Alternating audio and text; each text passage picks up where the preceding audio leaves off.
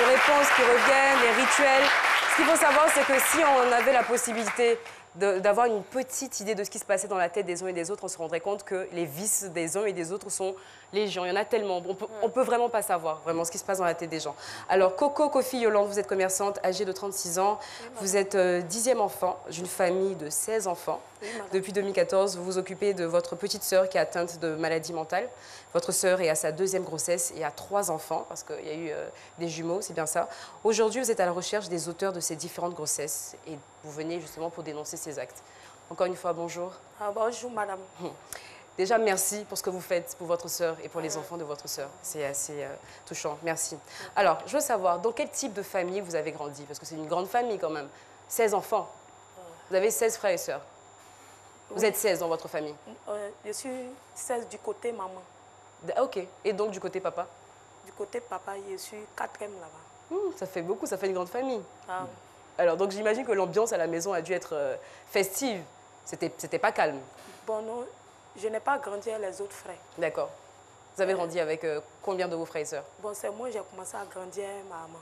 Les autres, je ne les ai pas vus. D'accord, ok. Alors, parlez-moi un tout petit peu de vos rapports avec votre sœur qui est atteinte de déficit. En tout cas, ma petite sœur, en tout cas, c'était une battante. Bon, elle a voulu se battre pour s'occuper de son premier fils. Donc, elle allait travailler. Elle allait travailler dans... Non, mais avant ça, non. Quand même, c'est quelqu'un aujourd'hui qui avait peut-être dans son passé, qui a mené des actions. Comment est-ce qu'elle était? Est-ce que c'était une personne joviale? Est-ce que c'était une personne qui aimait la bagarre? Comment est-ce qu'elle était avant tout ça? Bon, en tout cas, elle était battante. Elle aimait travailler. Elle était même maîtresse dans une école. D'accord. Elle travaillait. Donc c'est quelqu'un qui a fait quand même des études, qui a Oui, travaillé. qui a travaillé. Elle était gentille avec vous? Oui, très, très gentille. C'est sûr? Oui, oui. D'accord, ok. Alors, qu'est-ce qui va se passer? Oh, elle allait travailler. Bon, après la crise de 2010, on est arrivé, elle dit elle s'en va travailler parce qu'ils ont pris sa place d'instructrice. D'accord. Donc, elle allait travailler. Elle dit elle s'en fait travail de servante. Donc, elle allait, quand elle allait, elle nous a appelés, elle a fait 3 mois là-bas d'abord. Elle nous a appelés pour nous dire qu'elle s'en va au Bénin avec son patron. Mais déjà, c'était où?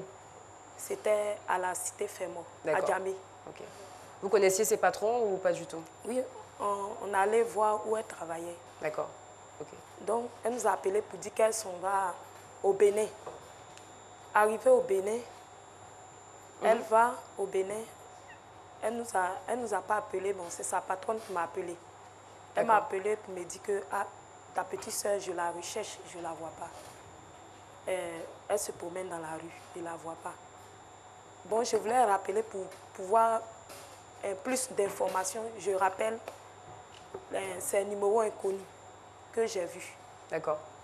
Donc vous n'avez pas pu rappeler? Je n'ai pas pu rappeler puisque le numéro est inconnu. D'accord. Pendant les 3 mois où elle a travaillé dans cette famille, elle ne s'est jamais plainte, elle ne vous a pas appelé pour vous dire comment ça se passait, si elle était bien dans son travail, tout se passait bien. Vous n'avez pas eu de...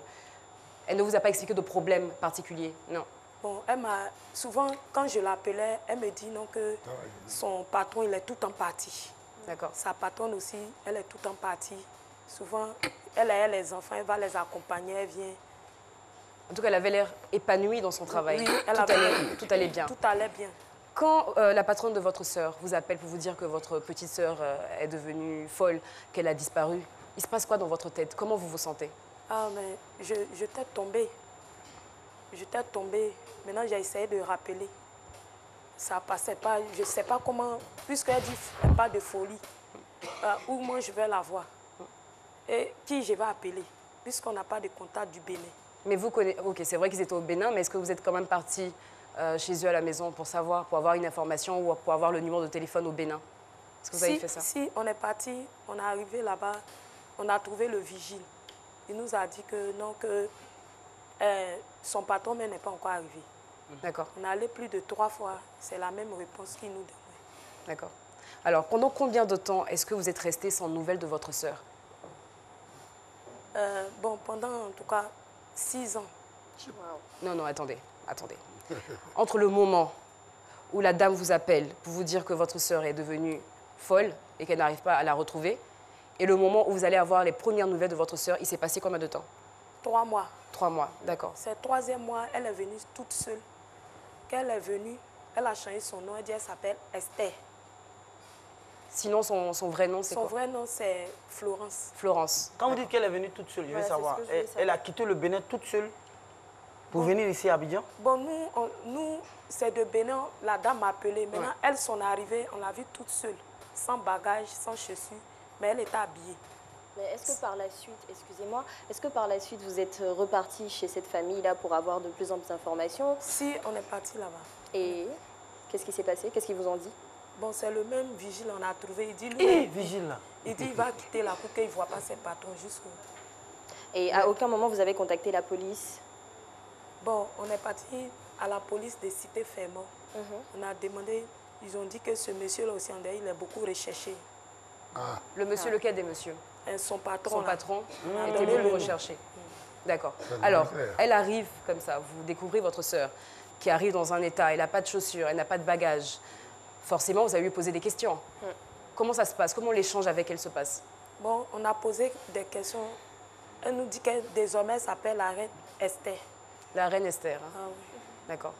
Est-ce qu'à ce moment-là, vous avez... C'est vrai que... Est-ce que vous avez pensé peut-être à une blague? Est-ce qu'elle a eu une attitude où vous avez eu vraiment l'impression que rien n'allait? Mais elle n'avait pas l'attitude d'une blague. Hein. C'était vraiment vrai parce que ma petite soeur n'était pas comme ça. Okay. Dans la manifestation, qu'est-ce qu'elle faisait? Quels sont les actes qu'elle posait qui vous inquiétaient, on va dire? Bon, quand on dort, elle ramasse nos habits propres, elle s'en lave. Pendant que nous, on dort, nous, on entend du bruit. Donc, on se lève. Elle dit non, n'ayez pas peur, je suis là, lavez vos habits. Okay. Les habits propres? Les habits propres, nos habits propres. Quoi d'autre, par exemple? Souvent aussi, elle prend la marmite, elle met du riz au feu. Elle dit personne ne touche. Elle dépose juste quand ça cuit, la marmite se fond. Wow. Est-ce qu'elle a eu des actes de violence vis-à-vis des personnes à la maison? Ah oui, hein. Souvent elle poursuit mes petits frères. Wow. Devant toute cette manifestation, quel a été le comportement de la famille? Est-ce que vous avez cherché à l'aider et comment? On a cherché à l'aider. Moi, particulièrement, il a dit à ma maman, ah, vraiment prenons cette petite-là, envoyons-la à l'église pour qu'on puisse prier pour elle. Et ce n'est pas l'état de Florence qu'elle a. Mais pourquoi votre premier réflexe a été de l'envoyer à l'église plutôt que de l'envoyer à l'hôpital? Parce que vous dites qu'elle n'était pas comme ça. Donc forcément, c'est qu'il y a un problème de santé là qui se pose. Pourquoi à l'église directement et non à l'hôpital? Pourquoi? Bon, moi, c'est l'idée que j'avais. Que vous avez eue J'ai pu dire à maman. D'accord. Maman a dit, bon, on va l'envoyer à l'hôpital, mais il n'y avait pas de moyens. D'accord. Ok. Donc vous arrivez à l'église. Est-ce qu'on arrive à vous dire quelque chose? À vous donner une information, n'importe laquelle? Bon, on partait à l'église avec elle, mais on va à elle, on revient, on va à elle. Maintenant, il y a une prophétie qui est sortie pour dire qu'elle devait être serpent. Que si elle est devenue comme ça, on n'a qu'à dire merci à Dieu. D'accord, ok. Donc là, vous essayez avec vos moyens de trouver une solution pour votre sœur, mais ça ne fonctionne pas véritablement. Elle garde toujours, elle reste dans son état. Alors, on va parler à présent des grossesses.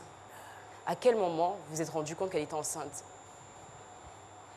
Bon, nous, on a constaté qu'elle était enceinte. Un mois après, elle a accouché. Wow. Elle a accouché toute seule. Non, donc, mais tout ce temps, enfin voilà. Elle dormait à la maison. Ah, mais comment une grossesse, c'est quoi ça? 9 mois là, vous savez. Il y a des transformations physiques, il y a le ventre. Ça ne sortait pas. C'était dans son... Non, souvent, ça va dans le dos, grossesse là. On ne voyait même pas. Souvent, les femmes disent ça, Donc, vous n'avez pas vu, ça c'était la première grossesse, enfin pas vraiment parce qu'elle a déjà un enfant, elle avait déjà un premier enfant et pendant la maladie donc elle va tomber enceinte, elle va accoucher et vous étiez en train de me dire toute seule. C'est-à-dire qu'elle n'est pas allée à l'hôpital, elle n'a pas eu d'assistance. Non. Elle a accouché toute seule. Toute seule. D'accord. Alors j'imagine, elle finit d'accoucher. Je pense que lorsque vous découvrez qu'elle est enceinte, la première question c'est mais qui vous a enceinté? Qui t'a enceinté? On demande qui t'a enceinté. Elle dit, bon, je n'ai pas de père, moi. J'ai accouché. Hein. prenez, d'ailleurs même, allez-y payer biberon, je ne vais pas donner à téter. Elle laisse, elle va se promener. Est-ce qu'il lui arrivait d'avoir des moments de lucidité?